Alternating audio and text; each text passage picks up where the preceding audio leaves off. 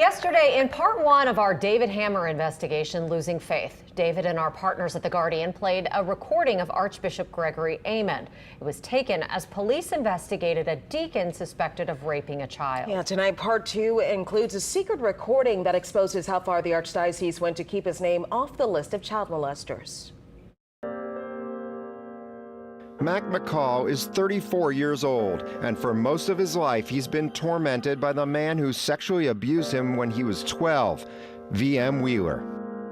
I started drinking, I started experimenting with drugs, and it got out of control at one point, and I went to my first rehab, and when I was getting out of that, he shows up with my mom to pick me up.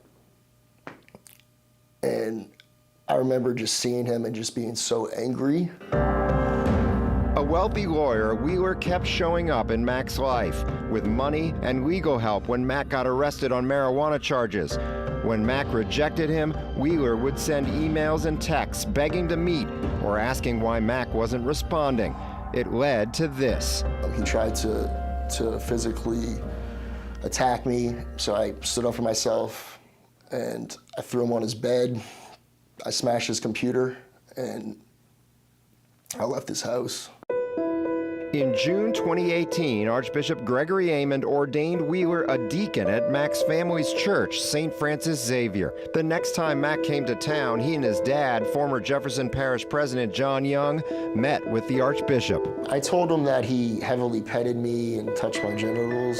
A few months later, Aymond put out his official list of clergy who were credibly accused of sexually abusing children, and Wheeler wasn't on it.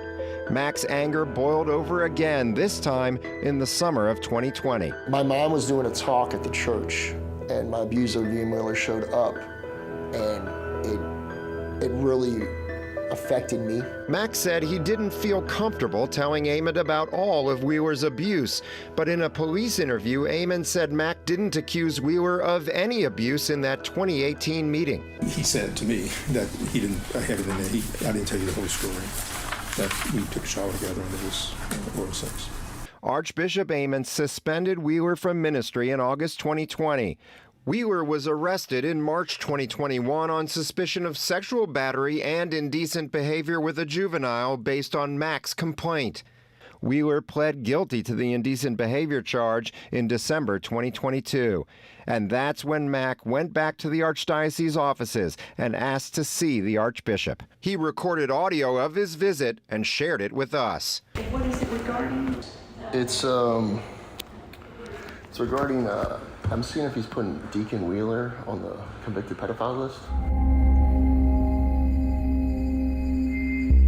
We don't act until final criminal proceedings are done. I know he's pled guilty, but I don't have verification that it's all finished. It's definitely That's my finished understanding. on the criminal side, definitely. So you have a closed case? Yep, you admitted it, it's closed.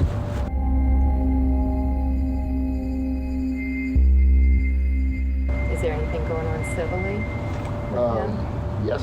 Mac had sued Wheeler in civil court seeking damages for the abuse. He did not sue the church, but Zerang still cited the lawsuit as reason to keep Wheeler off the list. So is there a reason why it hasn't happened? Because we don't interfere with ongoing civil or criminal litigation.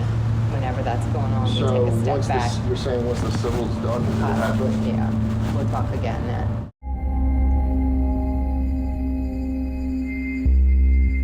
Other thing is, because your allegation against VM is so public, the public is aware of that VM was accused and that he pled guilty. Interestingly, when we asked why Wheeler isn't on the list, a church spokesperson gave yet another explanation, that the abuse happened before Wheeler was ordained. But look at the church's official list. The second name on there, Paul Calamari, is listed for abuse in the 1970s, prior to his ordination as a priest in 1980. To Mac, it's just more proof that the cover-up continues. They can't even do something as simple as put somebody on the list who admitted it. In April, Wheeler died of cancer. His estate settled the civil case with Mack last month. And 2 weeks ago, Amon made Wheeler the 78th area clergyman on the church's official list of abusers. David Hammer, Eyewitness News. The archdiocese sent a statement saying it added Wheeler to the list, quote, after both a canonical question of procedure was addressed and all criminal and civil litigation against him and his estate was resolved. We should note that Amon has added at least 2 other clergymen to the list while criminal or civil litigation was pending against them.